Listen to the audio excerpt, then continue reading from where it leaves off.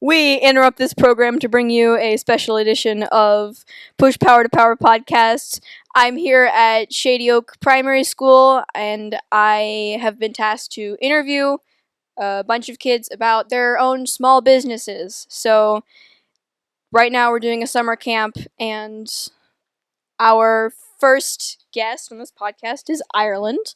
So, Hi. state your name, age, whatever, and yeah. So, I'm Ireland. I am going into 7th grade and I am 12 years old. I have my own business, a baking business, and I love to read books. I've got 2 dogs. I love to play outside and swing and have fun with social. So going back to that business thing that you mentioned, that is kind of the whole point of this podcast. So segueing into that. So your business is a baking business called Ivy Creations, and we were talking. I remember we were talking earlier, and you mentioned something about there being a funny story behind your logo, and so. I mean, we don't have a business. Do you have a business card on you? Actually, yes, I do. I happen to have it in my pocket. Here we go. So, my logo, Ivy Creations. So we were trying to figure out a logo. So my mom, my dad, my sister, and me, we were all sitting at our table, our like kitchen table, and we were trying to figure out what we should put. And so my mom had the idea of like ivy, and I thought that's interesting.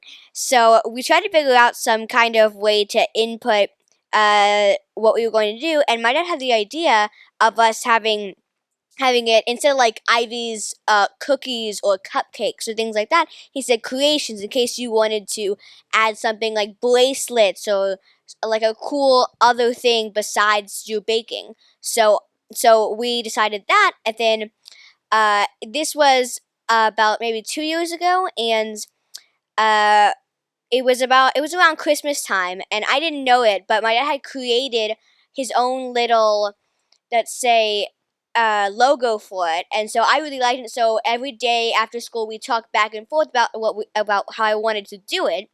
And for Christmas, my dad and my aunt Erin, they together made me an apron with my logo on it, and it was really funny. I enjoyed it so much, and so every time that I bake, I try to bake with the apron on. That's cool, and I'm not a baking person myself. I just like to eat the food, but baking is a good business, and so obviously it seems like you like to bake. So, like, what inspired you to start your own baking business? Well, just like you, I love to eat cookies, and there's something that happens with my parents. They don't want to eat the cookies, so we don't always get sweets a lot. And so I thought I would always get cookies from like stores and stuff, and there was all kinds of times that I said that I bet we always said that we could bake this. Like this is something we could definitely try to bake. We could do it, but it never happened.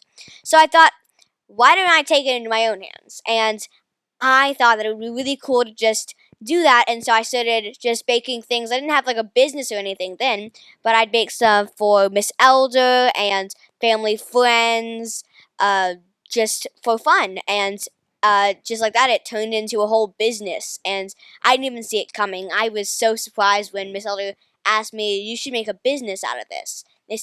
I bet you could do something awesome with this." And so just like that, I thought, let's do it. So here I am. Yeah, and we are here at the Summer Success Summit. We do it every year in the summer, as you might have guessed from the name.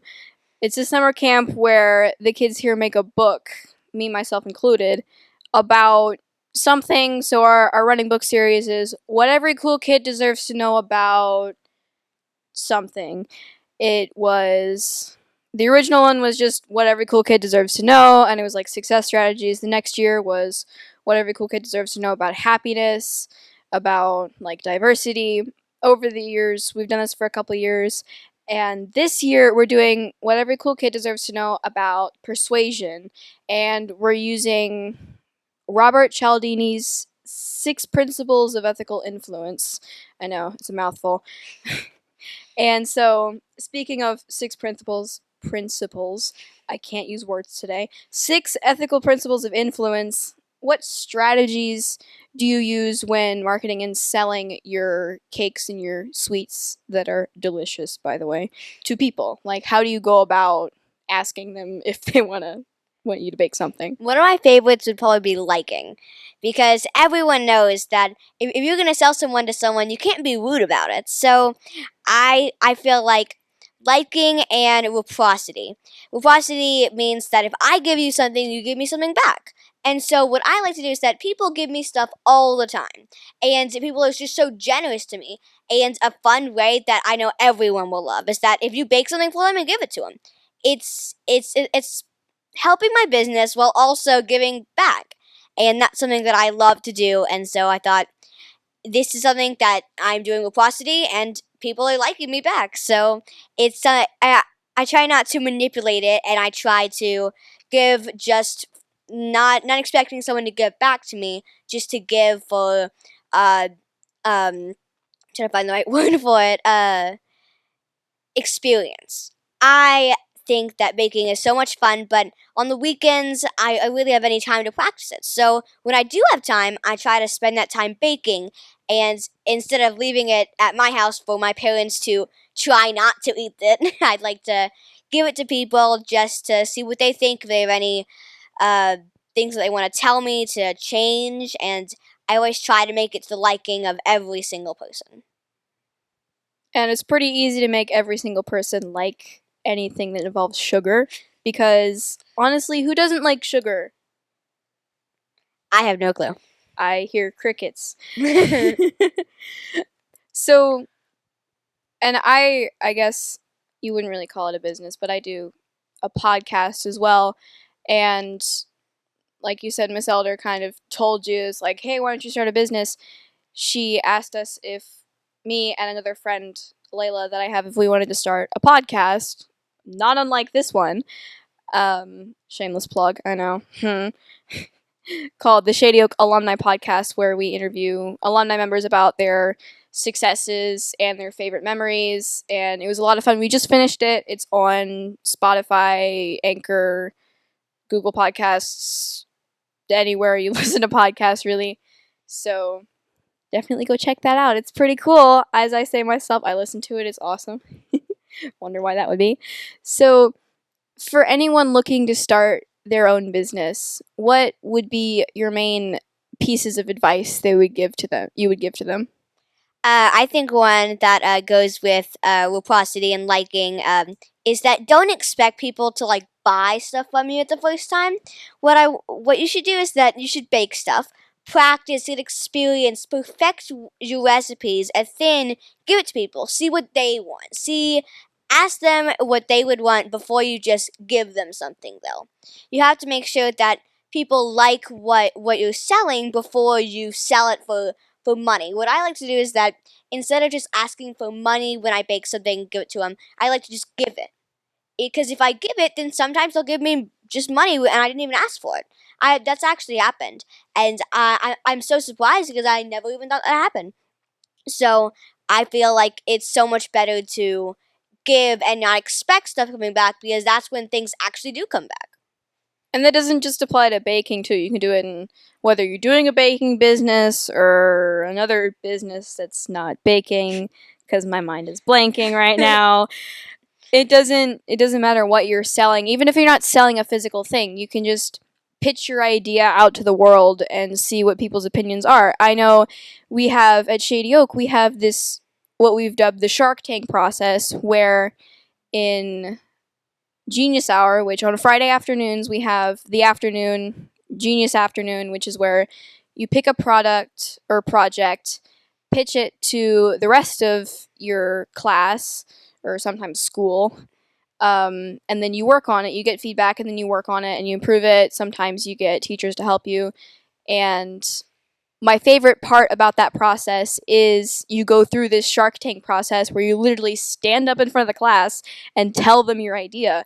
And sometimes you have to go back to the drawing board. Sometimes nobody really is interested in your product. So you have to go back and you have to tweak it. But sometimes, like, I'm sure if you were to pitch selling like cupcakes and cakes and sugary awesomeness, they would, especially the kids here, would be like, oh yeah, I want to do that. So sometimes it's a major hit and sometimes it's not. But I like to think of failure as just one step towards your ultimate goal. And I don't mean to sound like all wisdomy and whatever this is.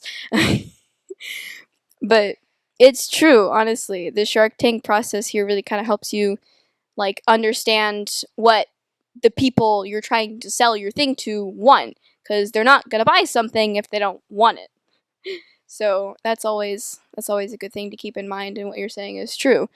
And sometimes you just give it to them and they give you feedback and money. Adding on to the Shark Tank thing, actually, I think the Shark Tank is a great way to stand up in front of people and work on not being scared in front of an audience.